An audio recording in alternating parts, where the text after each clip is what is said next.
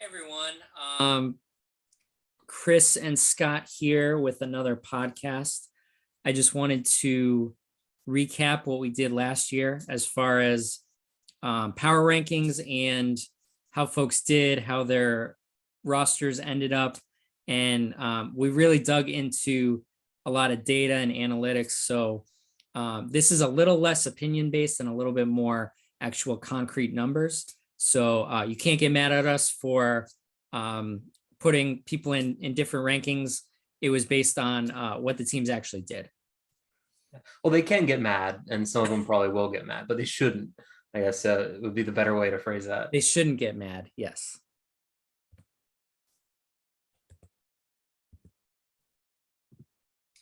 So this is kind of just a quick summary of how the playoffs shook up.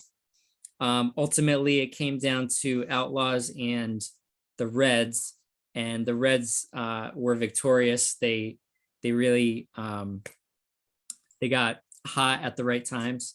And what's interesting is the number one teams lost a little bit earlier, so it didn't matter how you did in the regular season. Ultimately, it was who had the better weeks 14, 15, 16.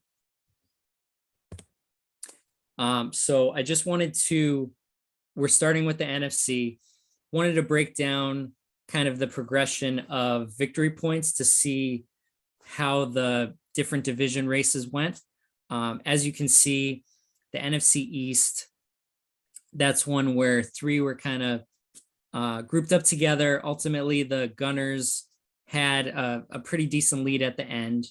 And then if you look at the NFC Central, what I found the most interesting there was it seemed like Scott was kind of in the lead the entire time, the Maulers, and then Outlaws just overtook him at the very end.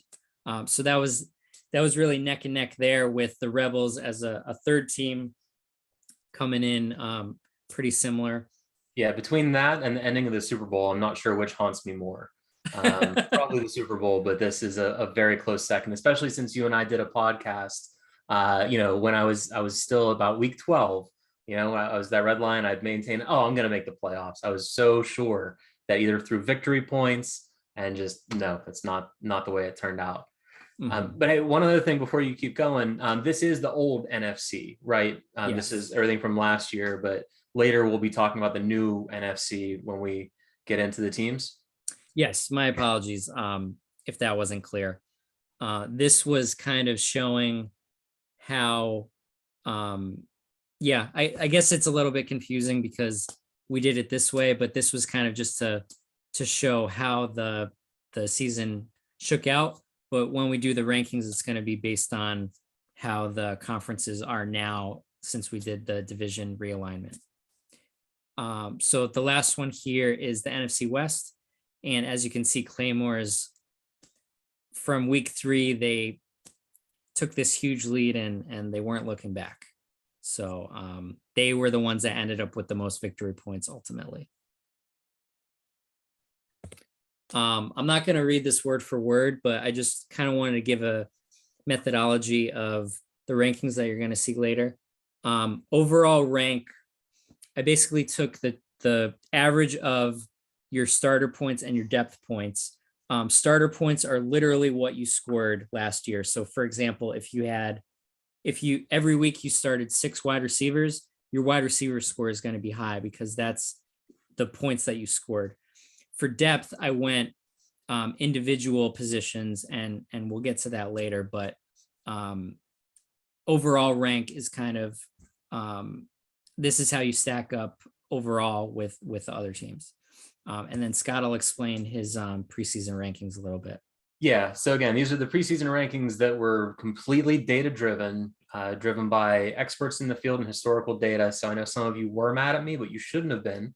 You should have been mad at the experts who I was using to come up with everything. But basically what we did before the season started is we looked at projections for 21 based on Fantasy Pros ECR for offensive positions, Dynasty League football for IDP positions.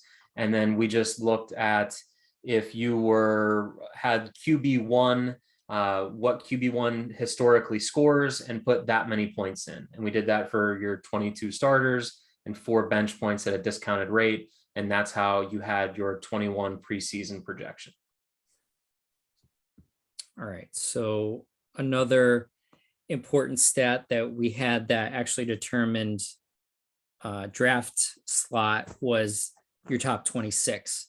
And that's just a quick barometer of generally what your starters would be. But since it wasn't reliant on specific positions, it could be anyone in your top 20, your top 26. So it might be more offense than defense or vice versa. That one is just what your players ended up with. So it might have been someone that you traded for right before the trade deadline. So you didn't reap the benefits of their points throughout the year, but they were on your roster at the end. Or maybe you traded away someone that was a big producer for you, so now they're no longer on your team. So that's why these numbers might be a little different than your starter numbers, for example. I talked about starter numbers a little bit. Areas where those might be low, you might have okay players at that position, but maybe every week you only started one defensive tackle or one cornerback. This is ultimately just points that you scored. Depth ranking is a little bit more nuanced. I wanted to take generally how many starter worthy players there were at each position across the league. So for example, I took the top 3 quarterbacks, top 5 running backs, I think top 6 wide receivers, and so on. So those are actually looking at not necessarily points that you got week to week, but how deep are all of these positions. And then overall offense and defense is just adding up these positions. So adding up all the starter points that you actually scored is your offensive starters. Adding up all of these depth positions is your total depth. And then just a quick thing here, this isn't predicting anything about next year. This is really just stating what you earned last year. It also doesn't take into account draft picks or anything like that. So this is a ton of information. I'm not going to read it word for word, like I said. I'm not going to spend too much time on this. You can pause it to take a look at it. This is kind of just the legend. I also think I'm going to save the PDF. So if people want to go through it without having to watch the video again. But this kind of outlines what I was explaining before. The overall ranking is going to be in the top left with Scott's preseason ranking below it, just to kind of see how those two ended up. Top right is basically talking about how you finished within the league.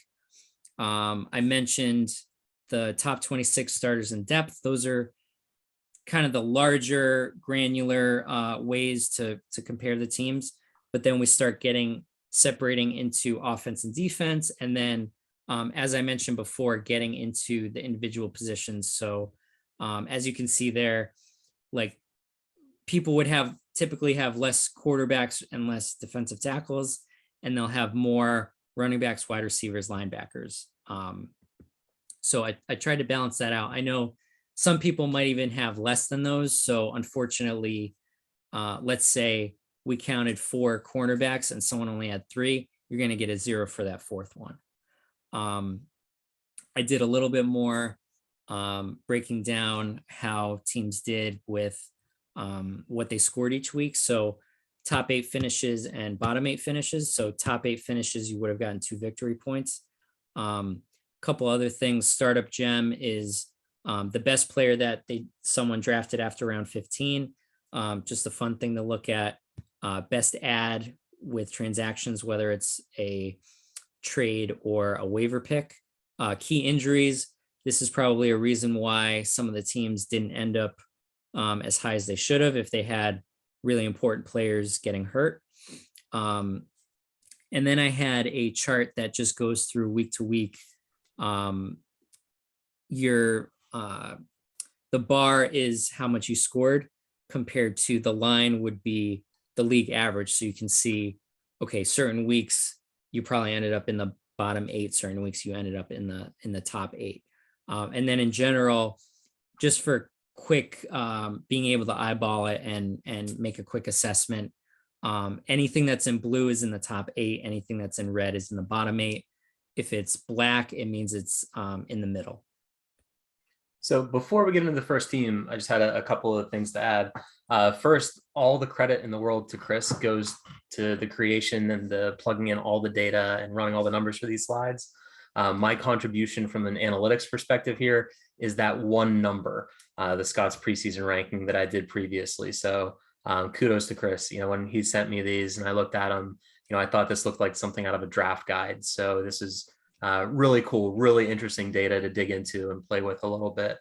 The second thing, I'm going to be sort of the color commentator for some parts of this. So even though Chris said a couple of things, I largely agree with them, but just so I don't get yelled at and group me later, this is based on 21. This is in no way a prediction of 22, but the best predictor of future success is past success. So I think some of this can be instructive as teams are building their draft boards and as we look towards the future. Now, again, you could have had a player who was injured that was a quarterback and your quarterback score is artificially low. It doesn't mean that we're saying or that you even should necessarily go out and draft one.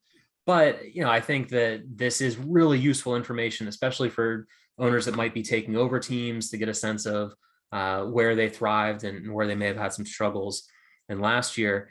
And then I know Chris also mentioned the numbers don't account for injuries or trades or anything like that, but I do because I wanted to see especially where my rankings were wrong, why they were wrong. So I sent Chris this big nerdy data model last night running regressions and correlations, looking at things like number of weeks missed to injury for your top 10 draft picks, number of trades, amount of draft capital gained or lost throughout the season. And I plugged all that in to try to understand a little bit of the deviation. So where teams have some interesting things there, I'll sprinkle some of those in as well. Yeah, and Scott makes a great point.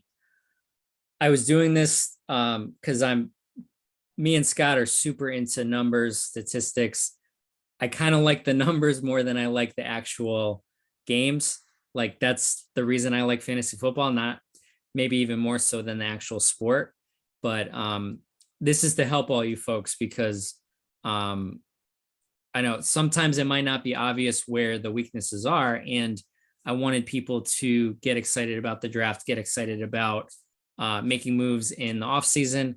I know there's only a handful of us making all kinds of trades. It would be awesome if more people want to get involved in that, but you don't have to if you don't want to, but maybe this will get you excited and want to change your teams up. So we'll start out with the NFC. It's not going to necessarily be in sequential. Well, it'll be in sequential order, but it's going to skip a couple numbers. It's not going to go 24-1 just because we're doing NFC first and AFC second. This is mostly to make you understand what your competition is to get into the playoffs, but also from a logistics standpoint, we're worried that if we did it all together, it'd be like 2 hours long. So this is to break it up, to give us a little bit of a break and to make it so that it's not just this long thing that you don't want to watch. Right, so we'll start out with the lowest in the NFC right now is the Steamer, ranked at 22. Looks like Scott had that one right on the money. As you can see, what's kind of hurting them is the offense. So ranked relatively low on that. They start to get a little bit better on defense. You can even see that they have some top 8s in the bottom there with points that they scored in linebacker, cornerback, and safety, which I thought was really interesting. Even if you look at points scored for running back and wide receiver, there's definitely something there. The main thing I think that held him back was quarterbacks. Yeah, and that's a great jumping off point because even though I nailed, or I shouldn't say my model nailed this. Again, I had no role in weighting the model or anything. I just plugged in a whole bunch of data. I think there's a couple of interesting things about his team from last year. First is that quarterback number stands out a lot. It's like, man, has the worst quarterbacks in the league last year. So I went and looked, and his two quarterbacks are Deshaun Watson and Trey Lance. So this is one of those situations where from year one to year two, he could go from 24, depending on who you talk to, all the way to number one. And so that'll be really, really interesting to see as we go on. And the other thing, because like I said, I looked at draft capital, gained, lost. He was one of the biggest gainers in draft capital. So he was a seller last year, which makes sense that he would be near the bottom. And then I also mentioned I looked at every team's top 10 picks and how many games missed each of their top 10 picks had. He led the league. He had 59 games missed. Watson was suspension. Most of them were due to injury. The league average was 29. So his top 10 draft picks missed 30 more games last year than the average team in the league. So he had a lot going against him to be successful last year. I don't think he was really trying to be successful last year. It seems like it's more of a building thing for the future. So it'll be really interesting to see how this might change if we do this again next year and look back at 22. And then next in the NFC is the Dons. I know he was in the AFC last year, but he's coming in at 19. Actually, quite similar. What hurt him, I think, was what hurt him was a couple key positions that were a little bit low. So just overall, his offense is relatively down the middle. His defense is a little bit better, especially defensive ends. But I think it was mostly the points that he scored for the year, because he was at 21 for starters. Yeah, and the one thing that stands out, I guess I'm trying to be really hopeful for some of the teams that came in the bottom last year. And I guess it's not even just hopeful, it's really just looking at how they built their roster. And you can tell some of these teams, it's always nice if you can contend every year, but some of these teams may not have had those sort of aspirations or those sort of plans. And to me, I look at the Dons roster at the end of last season. I don't think he's made any trades this offseason, but I see, especially on the defensive side, defensive tackle and corner are two weak points. Those are two of the easiest positions to improve from year to year because there's so much variability in them. There's a guy out there who publishes something for IDP guys every week on streaming corners because corners are just such a commodity that you can exchange outside of the top ones. So that's something that would be really easy to change next year. Chris knows I did my own experiment last year looking at streaming defensive tackles and putting some metrics behind that, and found that they are largely streamable depending on what sort of things you look at. So, the two things that are holding him back the most on defense, which is, where his rankings are the lowest, are things that are more easily improved. And again, safeties, that's another one. When we look at some of the best ads through waivers, you're going to see a lot of them are safeties. Some of the startup gems are safeties because you can get them late, they contribute, and they score a lot of points. So I'm not surprised at this ranking, but this is another team that I'd be surprised if they're in this spot again next year. Yeah, and I think similar to Steamer, both Steamer and Dons did go relatively young, so you can't really expect a ton of production out of the gate. So the fact that they had some positions that were relatively in the middle, or even some positions that were higher, that gives hope for 2022. Next is formerly known as the New York Jets. They are now the Duluth Eskimos. This I thought was one of the strangest ones that we came across in these rankings. His top 26 was number 4 overall, but the offense dragged it down that much that they would be a little bit below the midpoint at 17. As you can see, second best defense. Really, defensive tackle is the only position that's a little bit low. And as Scott said, super easy to fix there. It was just the depth really of the offense, relatively low. Yeah. So before I get into my thoughts on the Eskimos, as a Boston guy, did you give any kind of kickback to change the name away from the Yankees? Did it just really, eat at you to have the Yankees in the league, and that's why we I have the uh Eskimos now? I Or was nudged him in the direction. I was like, you can change this to anything you want. You don't have to keep the New York Yankees. Yeah, and after the seventh time of telling him that, it finally took hold. But no, I love that great team name. But in terms of the performance, this is one where my model and the actual performance looks wildly different in terms of Chris's rankings, but actually pretty close in terms of that top 26. And that is almost exclusively on the strength of the defense. There is almost nothing they need to do beyond maybe some defensive tackle streaming or trades or drafts or whatever. But their defense is rock solid, pretty much across the board, especially when you look at some of those depth metrics. So, this was a team that was built defense first. The defense was very well set last year, and now it's just a matter of, and the offense, the quarterback number isn't terrible. And in a super flex league, that's the hardest number to change. And then probably wide receiver is the second hardest because people value wide receivers so much in these kinds of leagues. They've sort of moved off the overvaluing running backs, and now we're in the era of maybe even overvaluing a little bit wide receivers.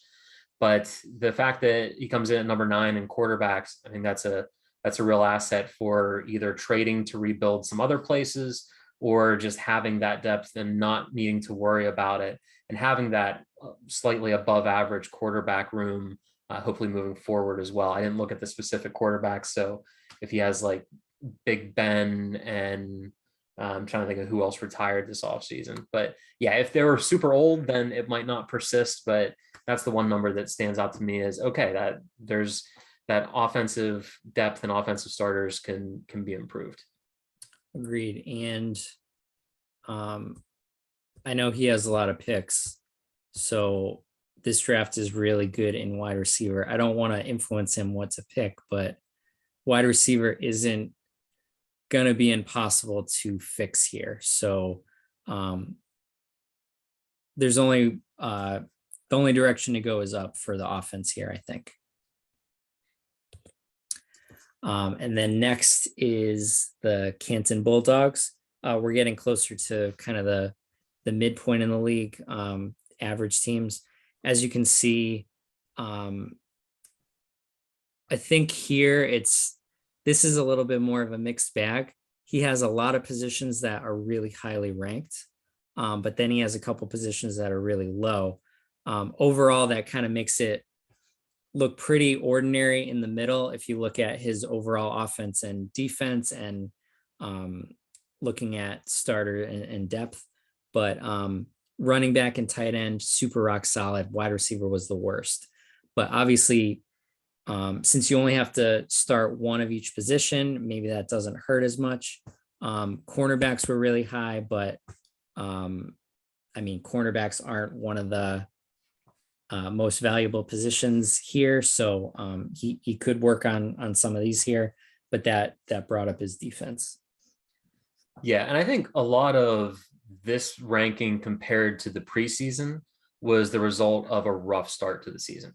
I know Vinny pretty well, the owner of the Bulldogs, and I know that some of the guys that he had that the experts thought would do good and he thought would do good, and honestly I thought would do good too. I thought he was going to be one of the top teams, didn't perform, and so I think he really wisely pivoted.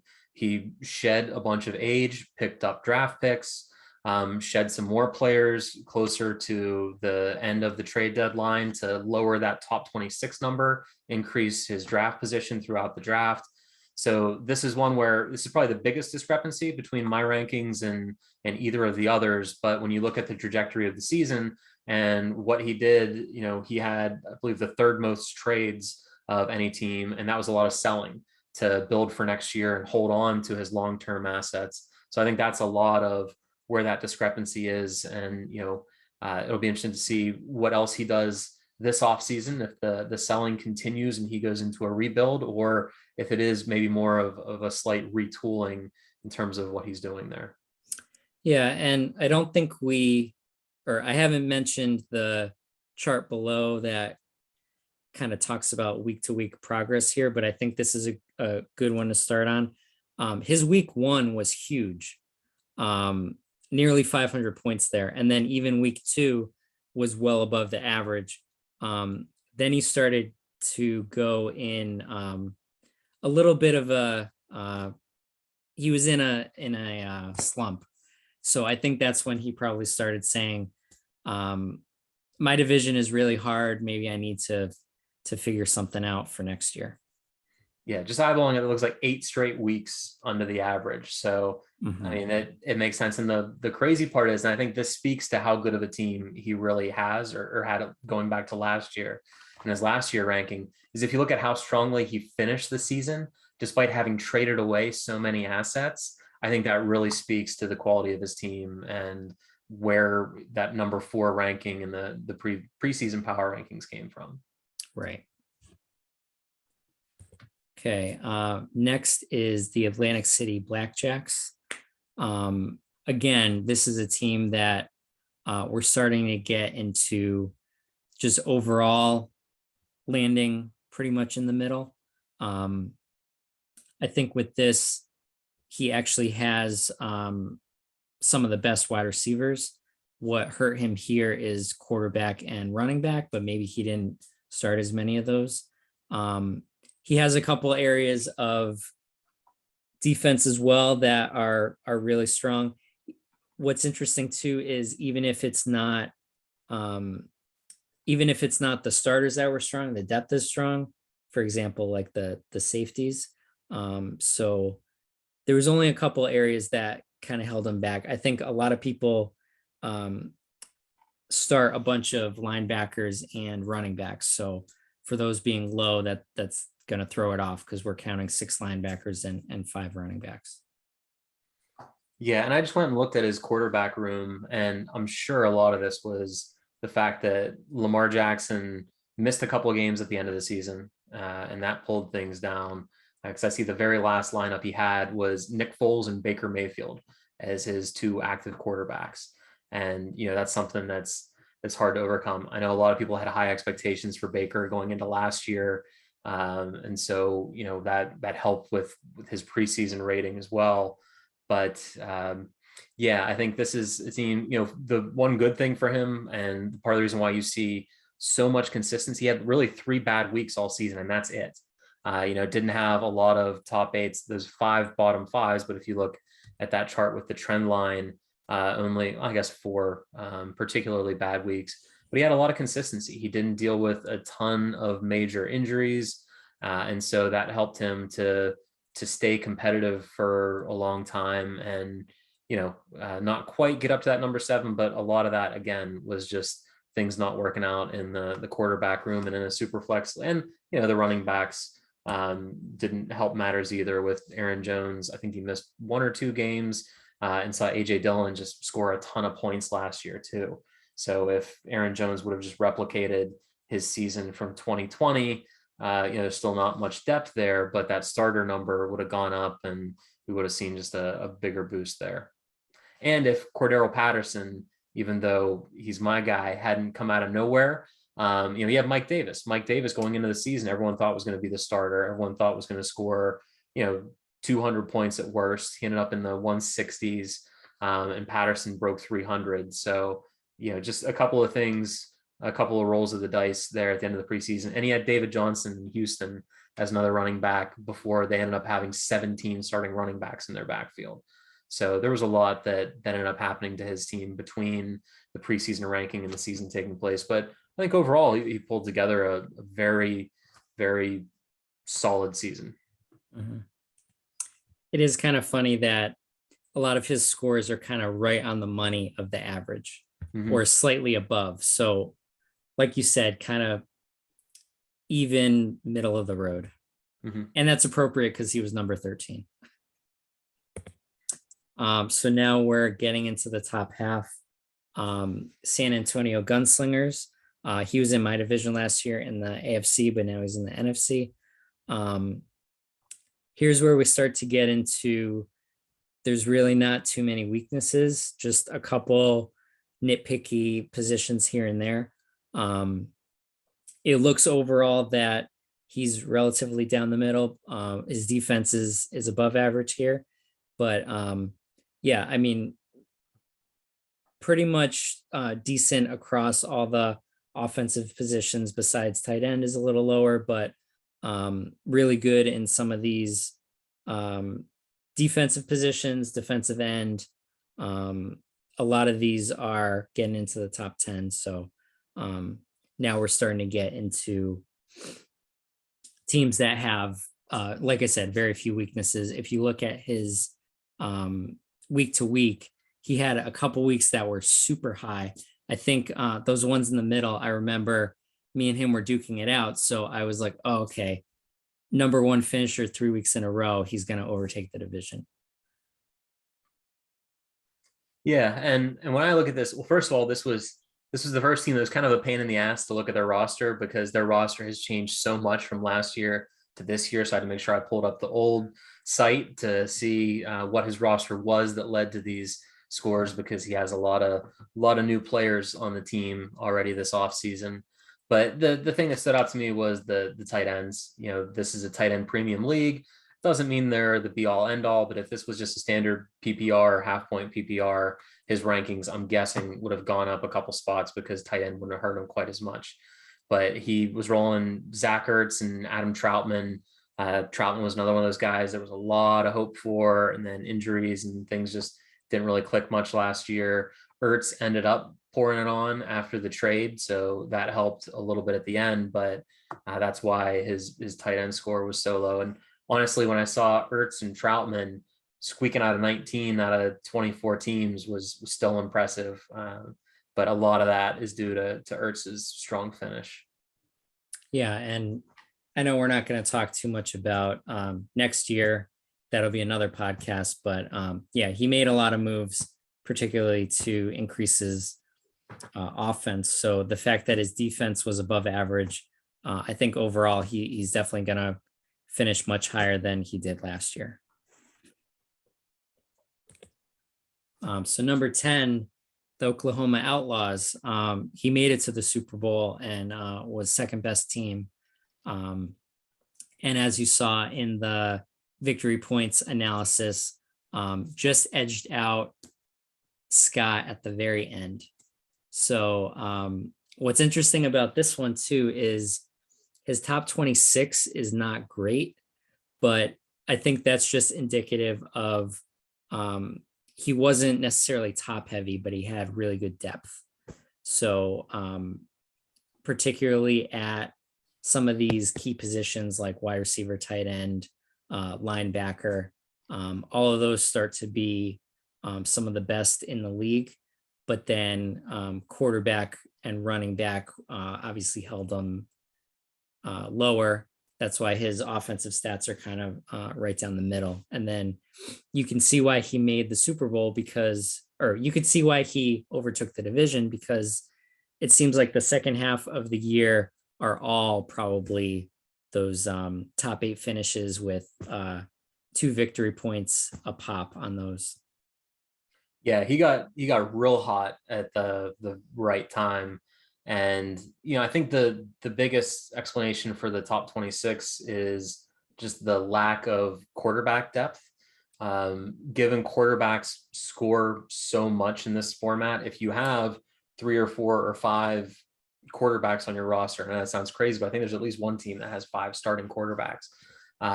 That's going to really inflate that number, because it's regardless of positional limits, regardless of who you could actually start week to week. Given his quarterback room was Darnold, Wilson, and another Lamar Jackson, which ended up hurting him a little bit in the playoffs, but he still made it all the way to the Super Bowl. I think that's largely what was going on here, and why we have that discrepancy between the power ranking preseason, the end of season ranking, and then the top 26. But yeah, I mean, he battled some injuries early in the year. I mean, Juju was an all year thing. Lawson was an all year thing, but he had a great season. And that Jordan Brooks pick is one that benefit of hindsight. I wish I would have gone that way instead of Bobby Wagner, but we'll see how much that keeps stinging me through the years here, as Brooks likely keeps putting up those numbers and Wagner has a change of scenery and probably going to be retiring here soon. Oh, if I looked back at my startup and talked about what picks I wish I did instead, I'd like not sleep at night. I kind of, at first I was a little bit like, oh, I missed this player by one pick, or I picked someone and then half a round later, this better player was there. If you go through all of those things, you think like, why am I even playing fantasy football? I don't know what I'm doing. Okay, so number 9 is the Rochester Brigade. Now we're getting into solidly having stats within the top 8. So you're going to see a lot of blue here. A lot of that is off the strength of his offense, and particularly quarterback and wide receiver. Both of those are so good that it overcame a relatively poor running back and tight end, because his offense was second best despite those two positions not being great. And then what's interesting too is his defense is relatively middle of the road, but then he does have really good depth at a couple of these positions. So I found those things interesting. Yeah, and this is one where my preseason rankings were way off, but my preseason rankings were before he acquired Josh Allen. And that makes a big difference in the trajectory of your season. That coupled with the fact that he, had slightly below average injuries among the top players, at least. Again, I didn't have the time or energy or interest in going through everyone's roster, all the games missed. But like I said, I did go through the top 10 draft picks, and he was just a little bit below average, but we see that he was also a buyer in terms of having less draft capital now than when he started with. And I believe a lot of that was in that Allen trade. So, that quarterback room with Allen and Stafford, you don't really need much depth behind that to get a good score in either of those categories. And this was a big surprise, but it shouldn't have been that big of a surprise once you think about the Josh Allen trade. Mm-hmm. And what's interesting here is, despite all of this high ranking and 35 victory points, he didn't make the playoffs. And he was actually third in his division. That goes to show the competition of that AFC Central, how tough it was last year. Yeah, but new division now, and I think if I'm doing my math right, this is the 5th best ranked team in his conference. So go from third in his own division last year to 5th best season last year for his entire new conference. It goes to show you some of the fun of this realignment and how interesting it is to look at some of these teams a little bit more in depth that might be your new opponents this year. Right. And then number 8 is the Brooklyn Dodgers. We have a new owner for this team. I don't know if he's going to change the name, but we'll see. This team made the playoffs as a wild card and made it to the semifinals.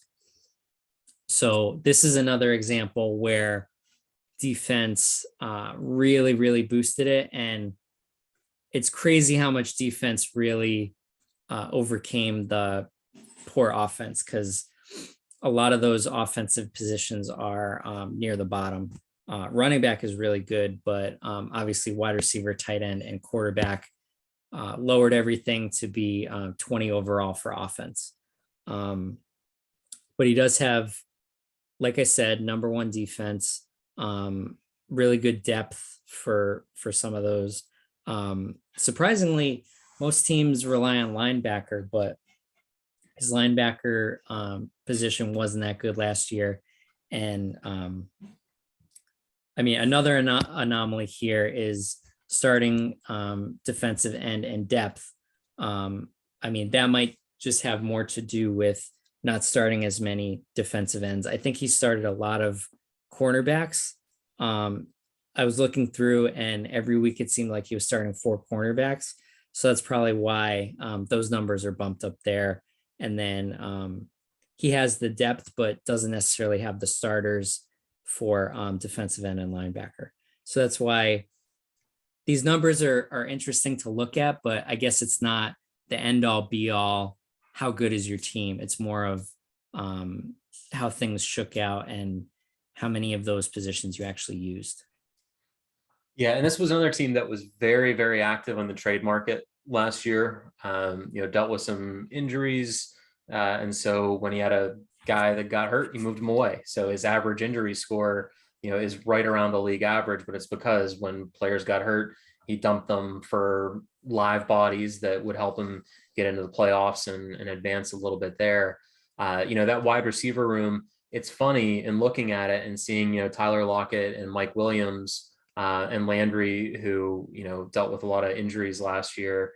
And it was really, if Kenny Golladay would have just put up numbers even remotely similar to any of his years in Detroit, that wide receiver room would have been perfectly fine.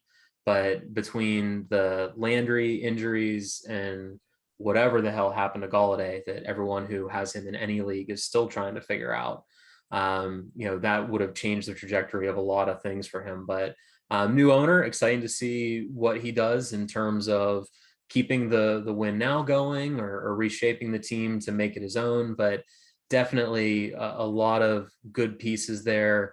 The DE depth score being so high was a little surprising because I didn't break down the math of it, but he has TJ Watt, and TJ Watt accounted for almost all of his defensive endpoints. And when you look at him relative to the backups there, but definitely a lot of really solid building blocks to build around on this team. Not a lot of draft capital, but that's how you get the building blocks, and that's how this team was able to make it as far as they did last year.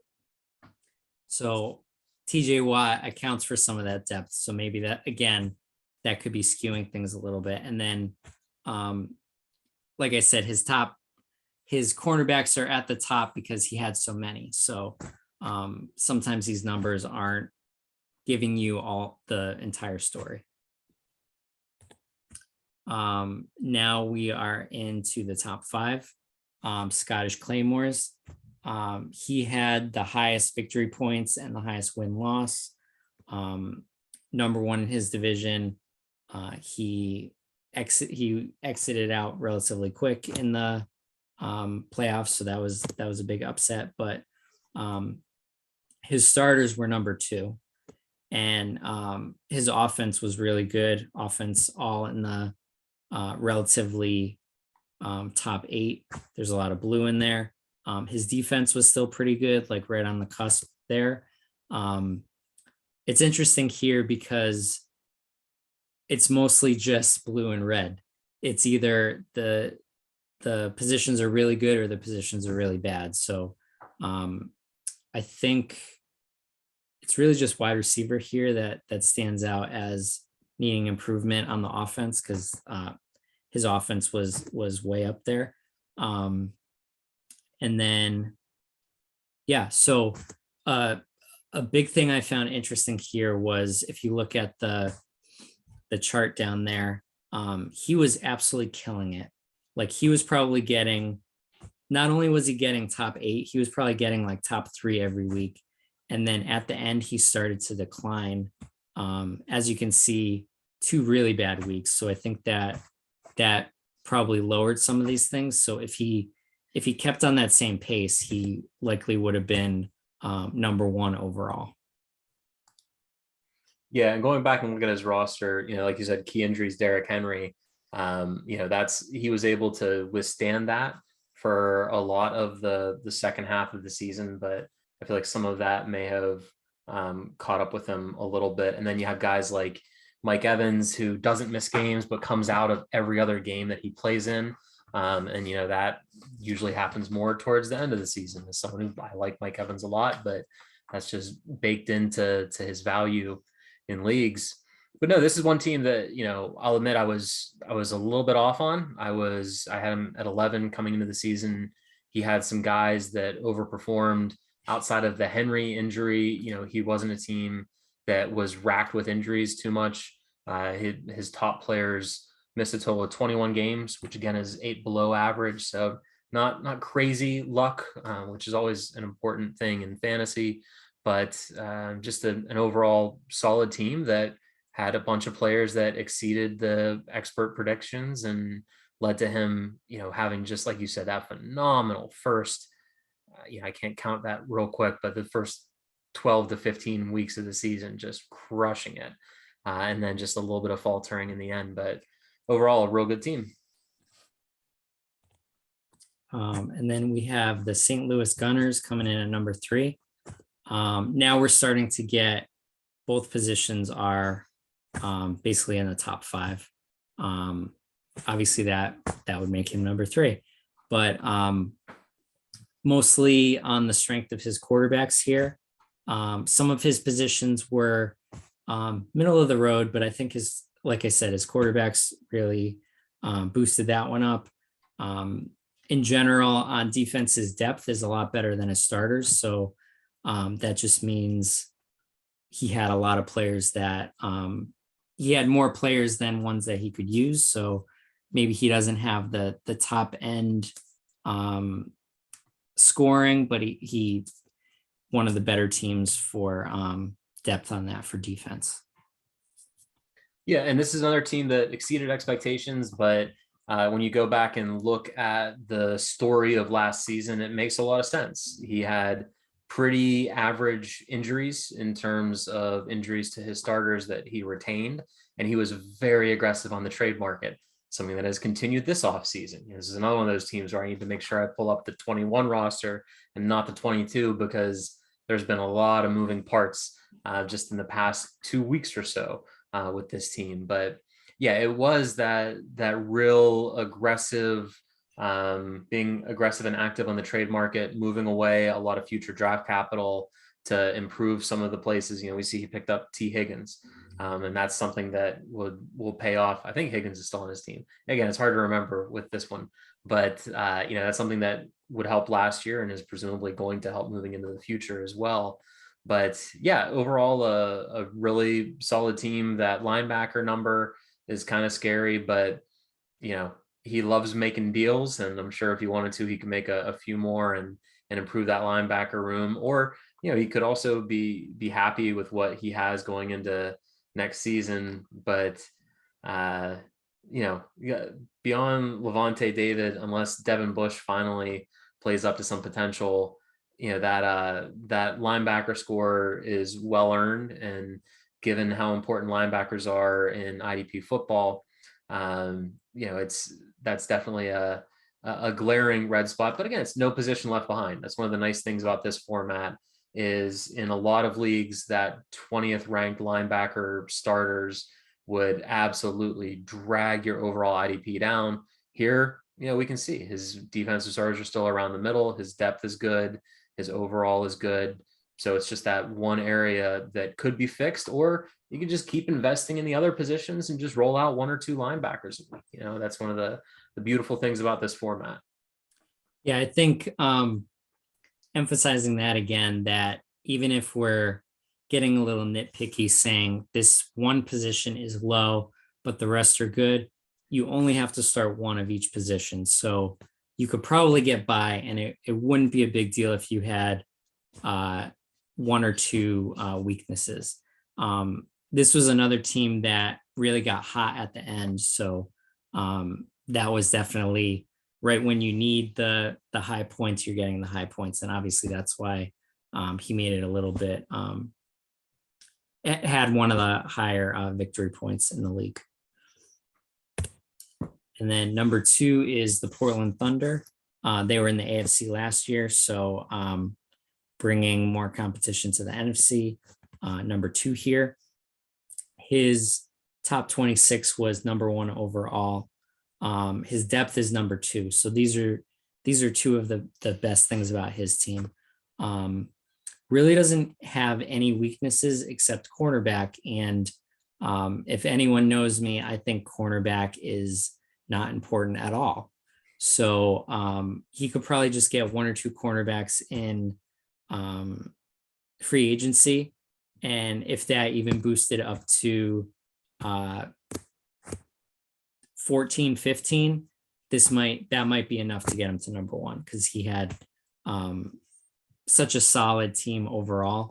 I guess tight ends are okay, but as you can see, the depth at almost every position is in the top 8. So just a very good roster. Again, super high at the end of the season. I'm shocked that he didn't make the playoffs, but again, that just shows how strong the AFC Central was, because we saw also the Brigade didn't make the playoffs either. So a lot of good teams didn't make the playoffs last year, which made it a lot more exciting that they got shifted into different divisions. So I can't wait to see that play out. Yeah, and this is another interesting one because this is number 2 overall for the league, but this is the top team in the NFC. So you'll have to stay tuned to part 2 of this series to figure out who got number 1 overall for the league last year. But it just goes to show you, from second in his own division last year to the team that would have been the top for his entire conference last year. Just gets to the fun element of this divisional realignment every year.